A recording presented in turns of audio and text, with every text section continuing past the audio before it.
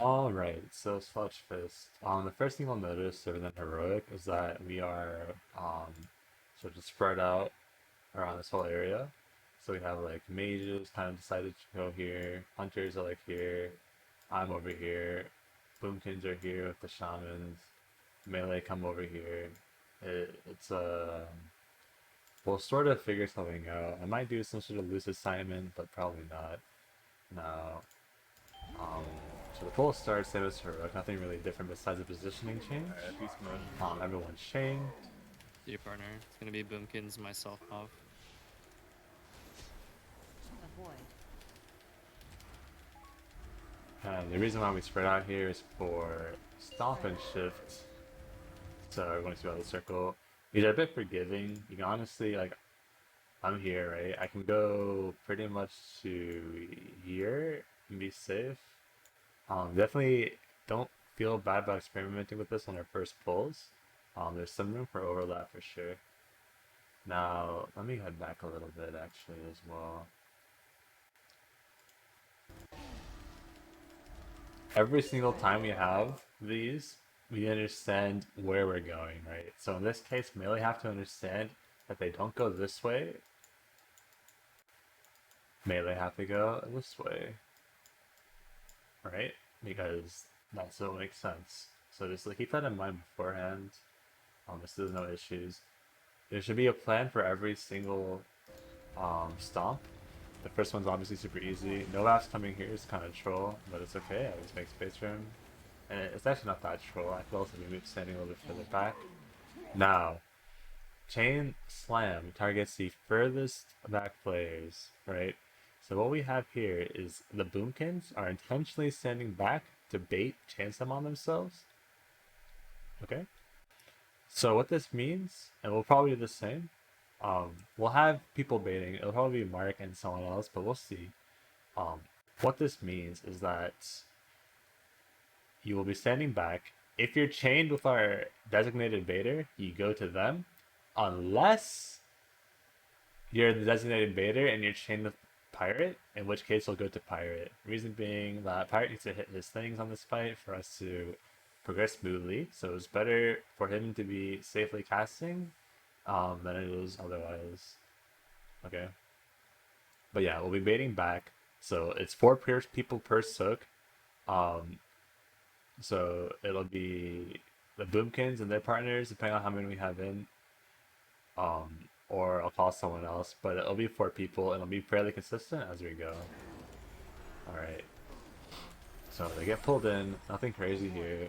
Get knocked. Same thing as heroic, sort of try to find like the open passes to go through. Right?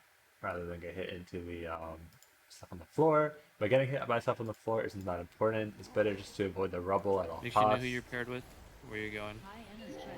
Well, actually, I want to listen to please. Let me mute him. But yeah, the reason why he's saying this is because if you notice here, we have these markers. So let me get a better angle. Alright. So whenever a pillar is broken on Mythic, it'll spawn four soaks that are around where these markers are. Okay. So we have like a healer stack, a range stack, a melee stack, and a tank stack. Okay. We'll go into that a bit more when we divvy up the comps and kind of some people where to go. But basically, the way it works is that you pretty much go to your stack and soak. If you are chained with a healer, you prioritize one to the healer. Melee is self-explanatory, tank is self-explanatory because they're going to be chained with each other. Unless someone dies, but that shouldn't happen, hopefully. So, these are the soaks I'm talking about. 1, 2, 3, 4. And then after it breaks once, it splits into two. Okay? So the way we sort of handle this is that like in the healer soak, I always go prioritize top and then left. And other people prioritize the back and then right. So if there's a top soak and a bot soak, I get top, other people get bot. If there's a left soak and a right soak, I get left, other people get right. If there's a top left soak and a bottom left soak, my top takes priority over left, so I get top and then they get bot. Um, that's just how I did it with the healers, but That's just the kind of thing you kind of need to decide beforehand, and we'll sort of figure out what makes sense and what your natural inclinations are. Because it needs to be really fast. You have very little time. See, let me go back. So the first soak has a while, right? The next soak is like 1 second, so you need to get in it quickly. Um, so now, next part of this is actually pretty straightforward. It's the same thing. Um, Notice this time the melee area going a little bit wider, so you can utilize this area as well as this area for melee to get out.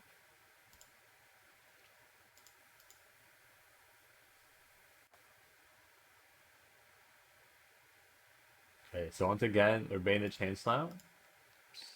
We're baiting the chain slam, and then note, look, Fawn is bound to me. That's why Fawn came over here. Chomi, the other boomkin, is still back. Right. So if Faunus wasn't bound to me, a disc priest, he would be here and his partner would be here. But since he's bound to me, he's up here, and then we have to have Please and his partner come help Soak instead. Please being our resolution. So just some things to keep in mind. And the reason we do this is just that, see, you can always roll either Bark or Frenzy, I believe, on all of these, and it just it's very safe compared to other classes. That's all. Now, notice we're moving towards this pillar preemptively, so people get in a position, making space for this mechanic right here. So then once again, charge, and it's the same setup. So it's like blue goes to, it's like, let me pull up my pen thing again. Like this blue marker is here on this pillar, and then like X is here, triangle. Whoops, it's the other sided triangle, but whatever, like that, right?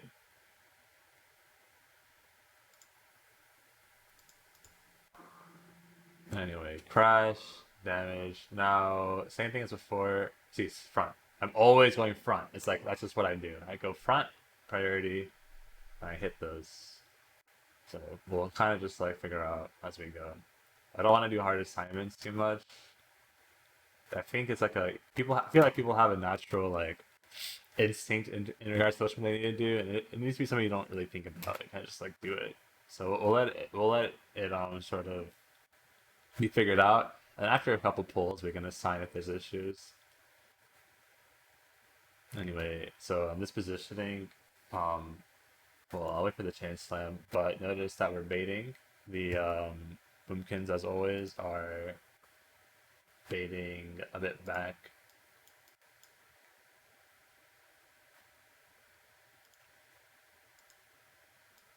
Right, so that's like the bait for the chain slam.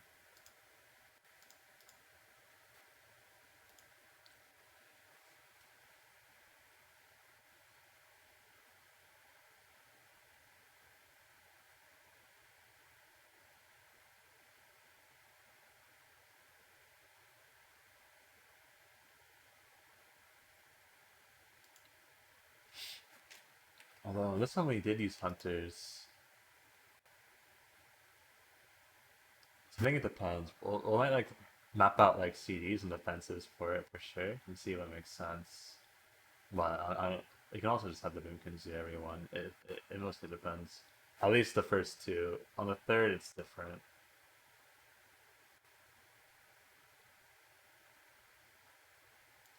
I want you guys to take note of those, especially when barriers down. How like hard it is to see. It helps to look at the rock as well. What I mean by looking at the rock, I mean literally this fucking rock, right? So I can see where it's landing.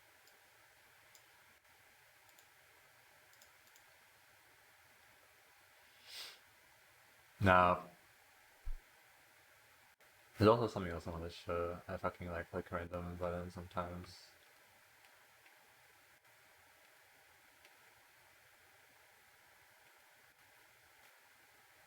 I wanted to show this chain slam as well. Okay, so range can't range cannot stand range can't stand over here because melee needs space to run out.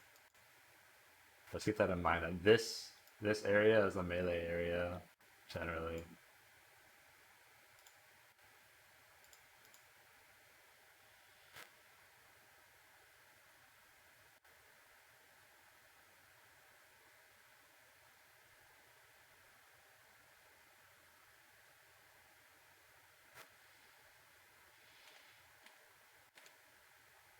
Okay, so positioning out of this is a bit funky. Now, I'm always doing some weird shit to be out of the way because it just makes it easier for me to play personally. But generally, if we don't have these, if we don't have these, the way range will be positioned is like this. So from here to there, right? That's the default range position. And the melee are planning to get knocked this way along the top. So range can't be here. Range cannot be there. Alright, so the pink shit is for where melee is going out of roars. And the yellow is where range are just like standing in general. And then see, I'm kind of running out of colors. We'll just use blue again.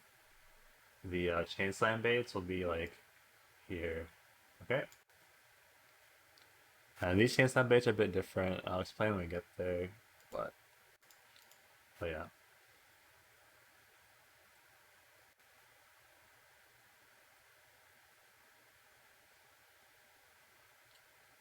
So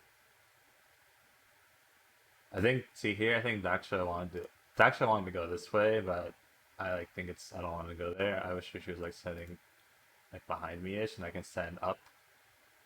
Um He's gonna edge me over, but it's like kind of shit. Anyway, so this one we try to have the immunities onto it just so I can boost damage. This is a very spooky part of the fight. And we lost as soon as people get pulled in. Um, like I said, the chain slams are not set in stone. I will probably assign beforehand like who's doing which and maybe put in the note just to be safe. It's like boomkins on the first, boomkins slash on the second, um, hunters slash boomkins on the third, and then like hunters mages on the fourth with immunities. Anyway, so now we're here at this pillar. So there's gonna be a small difference compared to usual. The tank and healer spots swap just for like it's just a little bit easier to do like this. So like see how X is here? X is now here, and blue is now here for this last one. The range and melee stacks are still the same. Just keep that in mind.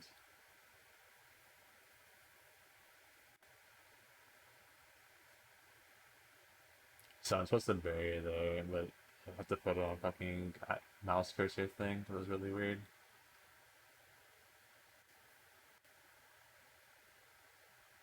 So there's more fucking pipes. So you're either using health stones by the way on the previous pillar or this one.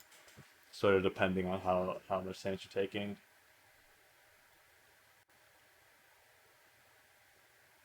So this is pretty good range positioning. Unfortunately we have like some doo-doo. Some doo-doo around here. Like in this area is like kinda fucked. But like this is where we'd be standing. Ideally. It sort of depends, right? It's RNG. I think our on this pull, our rebels were actually really bad. Anyway,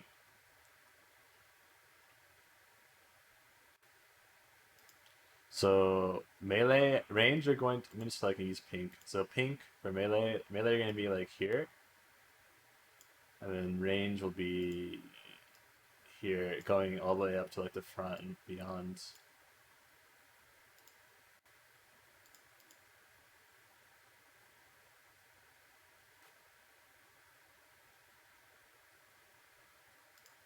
See this location? Keep this in mind for the last bait. Ideally for this, what we do is let me like watch what like look at it, watch it play out here, okay? So up here you have these baiting. It's out. Okay, Clam has the chain. if the chain goes off without 4 people soaking, Sludgefist gets like big in range. Look at our HP. It's really fucking hard to soak here. It's just kind of a mess. So what you do is you bop the person who's not soaking and they get out of it. And what that means is the chain snake doesn't go off. If you have 2 people in it or 1 person in it, Sludgefist will get like the enraged thing. So you just kill the guy in it by bopping his partner. This is like really fucking tight for no reason. But see, everyone else gets out. This guy has bop. Chain person's in here. Bop person leaves. Chain person dies before he pulls it in. If he pulls it in, he gets bopped and it's fucked. Okay.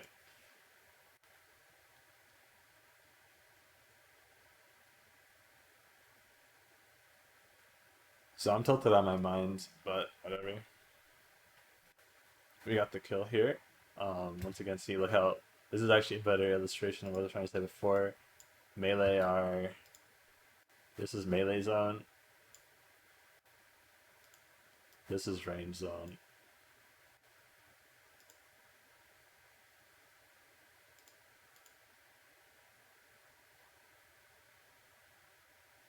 And then the last gaze will go into this wall, and we still have a link up in this case. We might have, depending on our comp, we may have an extra link to use here.